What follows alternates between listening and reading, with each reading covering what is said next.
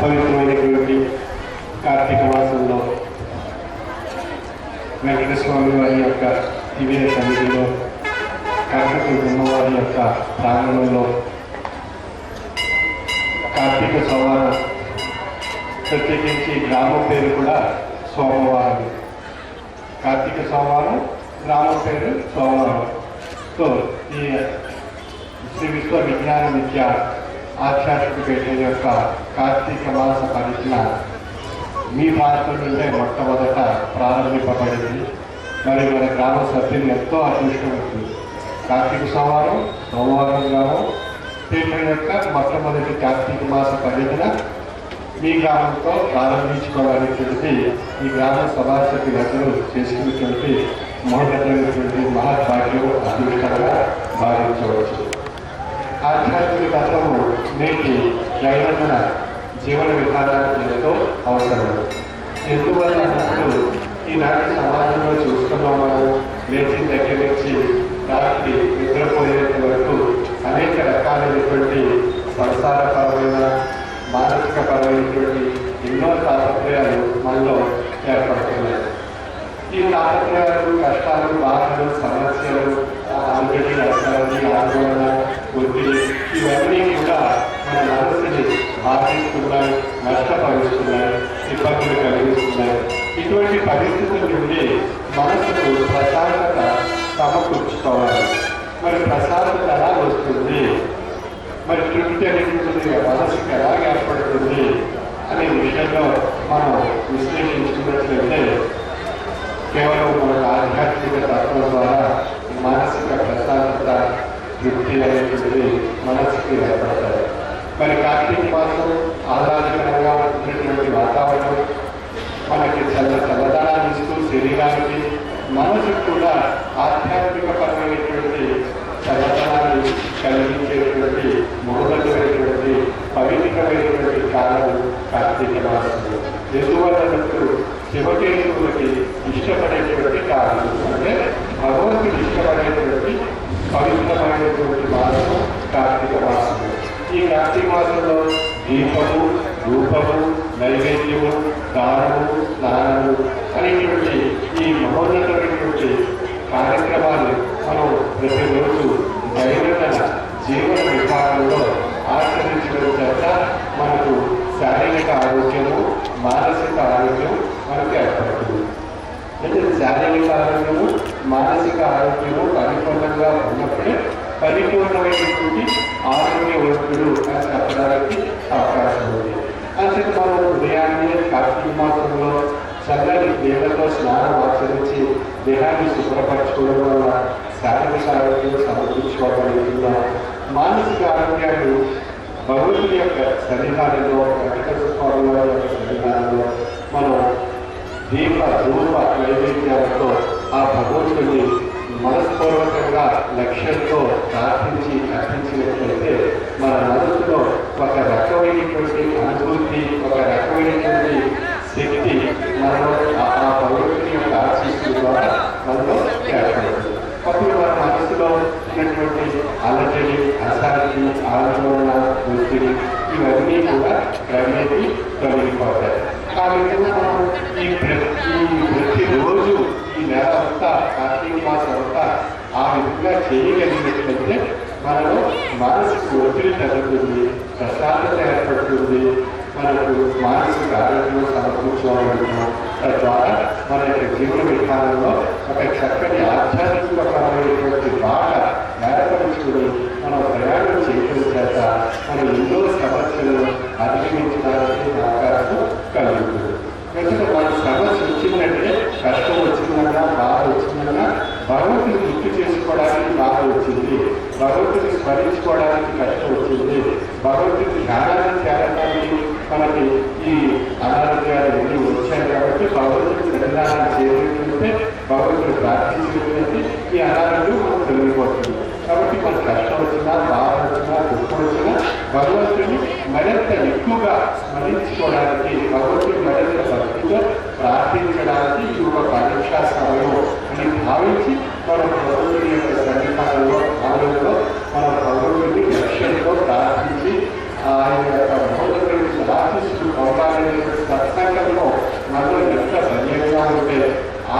అంత పర్యంగా ఆ స్వామివారి యొక్క ఆశీస్సులు మన పొందడం చేత మన సమస్యలన్నీ పరిష్కారం కాబట్టాయి. మానసిక ప్రశాంతి ఏర్పడుతుంది, తృప్తి ఏర్పడుతుంది. తద్వారా మన భగవంతుని యొక్క దగ్గరికి అనేటువంటి అవకాశం ఉపాసనలు అంటే భగవంతుని దగ్గరకు చేరుకునేటువంటి అవకాశం కలుగుతుంది. అందుచేత ఈ 10 కష్టమైన బాధైనా మనకు వచ్చిందంటే భగవంతుని మరింత భక్తితో స్మరించుకోవాలి అనేటువంటి విషయాన్ని గుర్తు చేయడానికి భగవంతుడు మనకు పరీక్ష పెట్టాడు అని భావించి భగవంతుడు మనం పవిత్రమైనటువంటి లక్ష్యంతో ప్రార్థించినట్లయితే ఆ భగవంతుని యొక్క మహాప్రసాద ఆశీస్సులు వల్ల మనం పొందడానికి అవకాశం ఉంది. అంటే పవిత్రమైనటువంటి కార్తీక మాసము దీపము, ధూపము, నైవేద్యము, సాధనలు.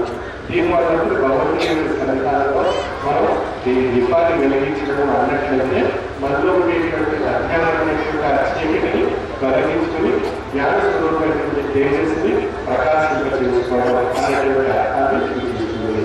ఇక ధూపము అన్నప్పుడు ఆ యొక్క వాసన భగవంతుని యొక్క సువాసన మన మనస్సు ఆస్వాదించగలిగేటువంటి స్థాయికి మన మనస్సుని పరిశుద్ధపరచుకోవడానికి సువాసన ధూపము.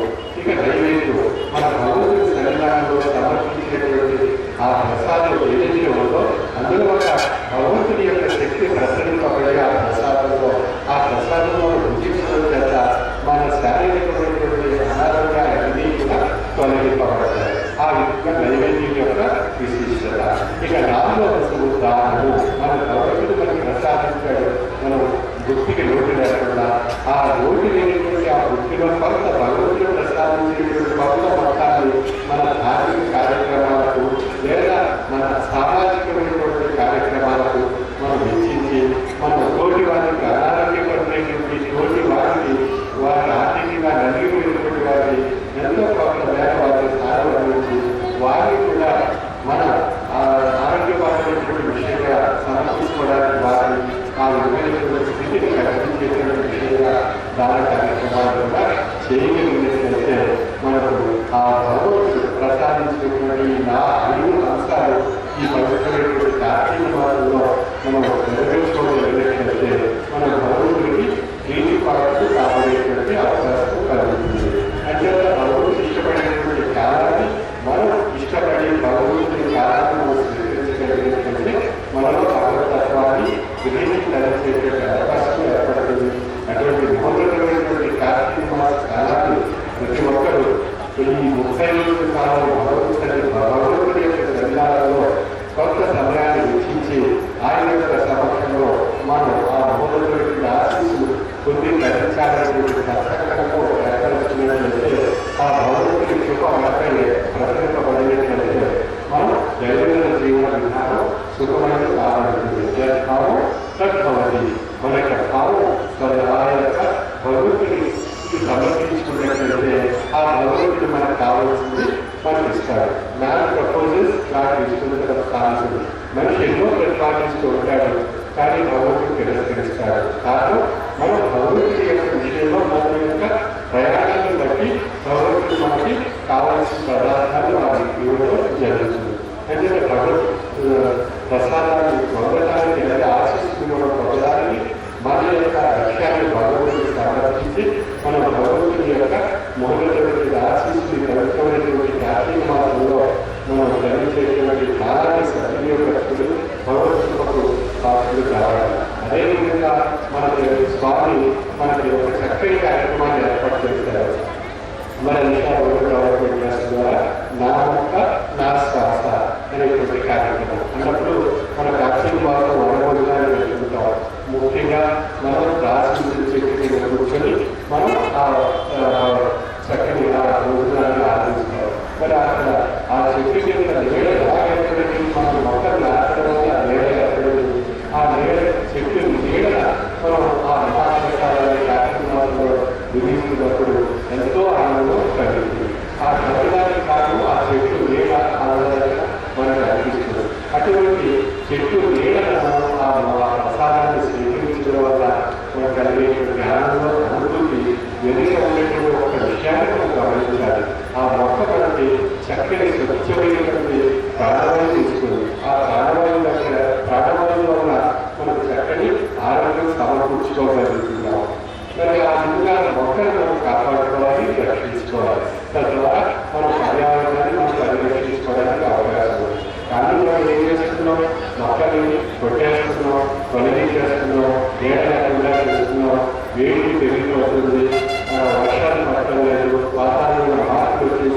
ఎన్నో అనారోగ్యాలు ఏర్పడుతున్నాయి. ఇవన్నిటికీ కారణం మనం చూస్తున్నటువంటి తప్పు. మనం చేస్తున్నటువంటి తప్పే మనకు పరీక్షగా శిక్షగా మనపై ఏర్పడుతుంది. కాబట్టి ప్రతి ఒక్కరూ ఇది గమనించాలి. మన ఇంట్లో వంట గ్యాస్ సిలిండర్ ఎంతో అవసరం, వంట గ్యాస్ సిలిండర్ ఎంతో అవసరం.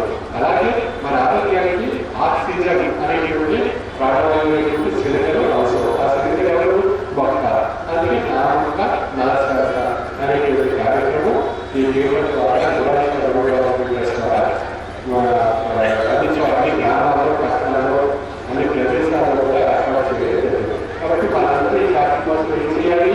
ప్రతి ఒక్కరూ ఒక మొక్క నాటాలి. ఆ మొక్కకు స్వామి మొక్క మనం పేరు పెట్టాలి. లేదా మనం గతించినటువంటి తల్లిదండ్రుల పేరు కానీ, లేదా మనకు ఇష్టపడేటువంటి గెలవ పేరు కానీ, మనం ఇష్టపడేటువంటి వారి యొక్క పేరు ఆ మొక్కకు పెట్టుకొని మనం ఆ మొక్కలో వారిని చూడాలి. అప్పుడు ఒక ప్రక్క సామాజిక సేవ, మరొక ప్రక్క మన ప్రీతిపాత్రమైనటువంటి వారిని ఆ మొక్కలు దర్శించడం వల్ల మనకు ఎంతో భగవత్ స్వరూపం యొక్క శక్తి మనలో ప్రవేశిస్తుంది.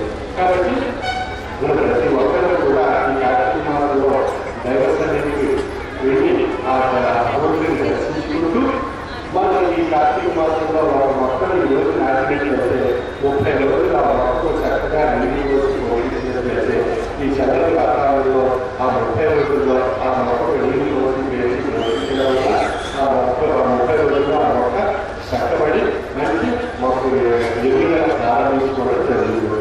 ఆ విధంగా ప్రతి ఒక్కరు ఈ రోజు ఎంతమంది ఇక్కడ సమావేశం కావాలన్నారో అంతమంది ఒక్కరు తమ ఇళ్ళకి వెళ్ళి ఒక మొక్కలు నాటింది. ఆ మొక్కలు మనం పళ్ళు ఫలాలు ఇచ్చేటువంటి మొక్కలు కానీ, పుష్పాలు ఇచ్చేటువంటి మొక్కలు కానీ, మన ఇష్టాన్ని చూడడానికి ఆ మొక్కలు నాటి ఆ విధంగా మన ఇష్టదైవాన్ని కానీ ప్రీతిపాత్రమైనటువంటి వారి యొక్క పేర్లను కానీ పెట్టి ఆ మొక్కలను పోషించి ఇది స్వామి ఆదేశించినటువంటి విషయం, ఇది భగవత్ స్వరూపమైనటువంటి శక్తి ఈ మొక్కలో ఉంది అనే విషయాన్ని మనం గమనించి ప్రతి ఒక్కరు ఈ మాటలు ఈ రోజుల్లో